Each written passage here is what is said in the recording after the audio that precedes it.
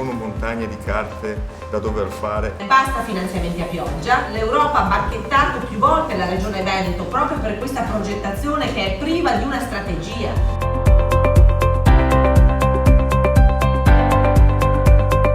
Giornata stupenda! Mettetevi tutti intorno, dai! Noi dobbiamo ritornare tra la gente. La politica non può avere paura dei cittadini. Ho una convinzione qui dentro che lei riesca. Grazie. Mamma mia, mi sembra che siate belli organizzati. Le aziende non le lascia lavorare in Italia, bisogna lasciarle lavorare. La priorità sono i più fragili. La priorità sono le persone che hanno meno. La priorità sono quelle persone che non hanno 200 euro per pagarsi una mammografia in tempi rapidi. Queste sono le priorità. Vi lascio un po' di cartoline. Tanto grossa per televisione. Madonna, adesso non stai esagerando. Signori, mettetevi avanti, dai, non abbiate paura che siamo in famiglia qua, vero? Manca l'educazione ambientale a livello scolastico per i figli. Il tema dell'onestà, della trasparenza negli appalti pubblici, nei lavori pubblici è un tema fondamentale. Via Berlusconi, vuole capire che è quello che vuole parlare via.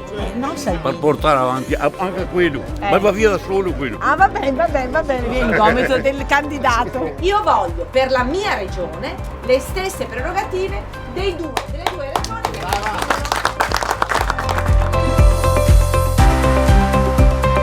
Quante ASL ci avremo? Avremo ancora 21-22 ASL? Io ho sempre detto che il programma del centro-sinistra non è il programma della Moretti, non è il programma del PD, ma è il programma dei Veneti. Noi ridurremo le USL da 21 a 8. Ma vinciamo non solo perché c'è un avversario, c'è un partito politico, vinciamo perché volete voi cambiare il Veneto. Io ho una grande fiducia in lei, sfrenata, io ci credo.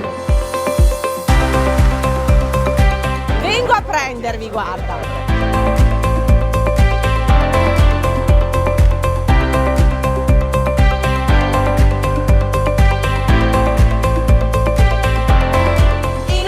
Io le USL le riduco da 21 a 8 indipendentemente dai direttori generali. Questo è un impegno che io mi sono presa con i cittadini veneti. Sarà difficile mandare via.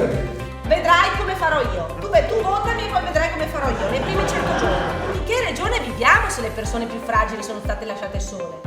Il Veneto.